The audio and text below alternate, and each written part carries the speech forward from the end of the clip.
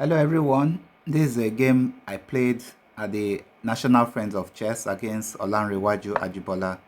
So in this game, you will see the element of surprise, the Latvian Gambit. Have you seen this in tournament play before? Now, I was playing white, Olanrewaju Ajibola was playing black. And when he played f5, I thought for over 40 minutes. In fact, I had to quickly make my move, even though I was not satisfied with what I was playing because, I didn't want to lose on time. Now, clearly, my opponent was prepared because he was just rolling out the moves. One of the main lines to play here is knight takes e5. So this move is quite good if white wants to try to fight for the advantage because we're now threatening queen h5 check. So my opponent would likely play queen f6, and then after d4 he'll kick my knight. And so while I was analyzing, I didn't like the idea of knight coming here, then he now takes pawn takes pawn, attacking my knight. My knight has to move away again. If I try to defend, he might play moves like this, and then my bishop is hemmed in. The knight has to move. He will develop his pieces, so this whole thing was not looking appealing to me at all. And so when I now decided that, okay, let me develop my bishop, expecting that he will capture, which is what he did, and I can now capture. So now my knight is going in with a tempo. I'm preparing queen g4. Engine gives, sorry, I was preparing queen h4 check. So engine gives queen g5, attacking the knight. And so there's a whole load of complications in this position, which tends to favor white. But my opponent played d5. Now this d5 is it gives equality or slight advantage white. It's interesting to note that even though queen g5 is very active, my opponent did not play queen g5 because while the game is so complicated, there are chances for white and black, but probably he didn't like the positions arising from here. If, for example, takes, if, for example, after queen g5, white plays this, captures, now threatening the rook. And so if white goes here, check, there's a pawn push, check, there's a queen move, and then bishop takes. So this position is so complicated. It's so complicated, and it gives white an advantage after this check. There's this move. You can, despite the material deficiency. So it's so complicated. You could have moves like this, and then after check, there's a, and then knight check, and then here threatening knight d4 mate. So black will have to play this with a check, and after the king moves, he has to play something like d6 and check, captures the knight. So here you can see how complicated the game is. Black may opt to play something like this, and after knight takes a6, and after bishop takes f8, queen takes. So here it's advantage white, but look at how wild the game was. So all this could have happened. So instead of playing queen g5, rather Olanrewaju Ajibola, popularly called Papa, played d5. Now again, I thought for a long time because I had to calculate all the complications. I now decided to check. He played g6. I captured. He captured. And now this move again puzzled me. Why would he give the exchange? I was expecting that maybe when I checked, maybe he would have played here. But then I have this move, check. And then the rook is still hanging. After, for example, this move, I have what could I play here? Queen takes e7, knight takes e7, knight takes e7, king takes e7, and then bishop f1. I don't know. Queen takes, knight takes. So in this position, white is a pawn up. So this could have happened. Alternatively, and to show you that there are the tricks in this position, after this move, after bishop, if knight takes, and then pawn takes, this position is winning for black. You know, it may sound funny, but it's actually winning for black. That knight is going to find it very difficult to get out. So if, for example, black, you know, what does white play here? Check, so that I can capture this pawn. Then there's queen here. After the exchanges, notice that the knight is going to be trapped. That knight on h8, the white knight on h8. So this practically favors black. So you can just imagine, if you've not analyzed this position before, can you see all this during the game? You know, it's quite difficult to see. So even if black decides to play his knight out, it's quite difficult. So anyway, after the knight captures and then pawn takes, I thought for a very long time, because I wanted to play queen takes g6, attacking the king and still with attacking chances, but there was nothing concrete in this position. If queen e7 and then this, threatening to capture the queen with bishop g5 check, there's this move, pawn push, and after bishop takes pawn, queen d6, and white has nothing. The queen is under attack.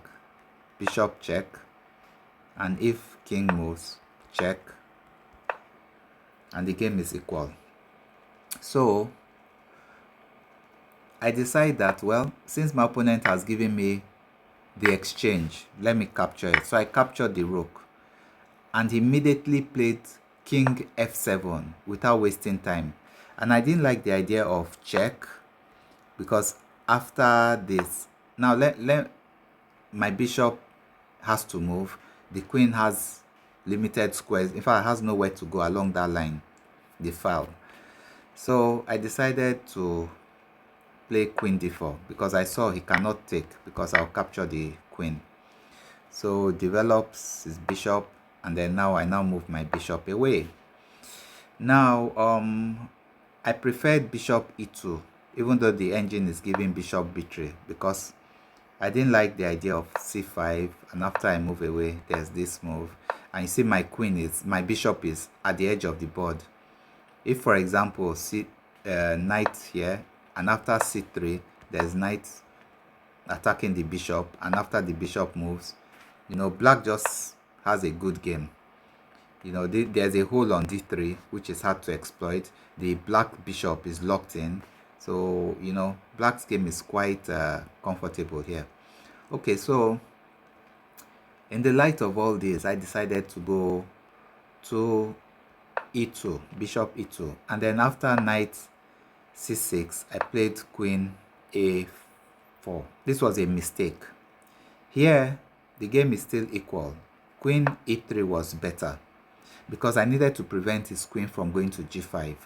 But you know, I was more worried about if I played queen e3, I saw that his knight could go to b4, putting pressure on c2 square, you know, and then he could now play c5, you know, knight f6, then d4. So I didn't quite like my position here. So I said, okay, let me go to a4. And then when he played queen g5, I now knew I was in trouble. He's attacking the g2 pawn.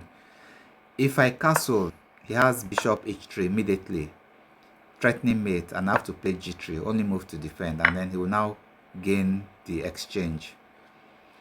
So I didn't like this. And so because of that, I decided I would play g3.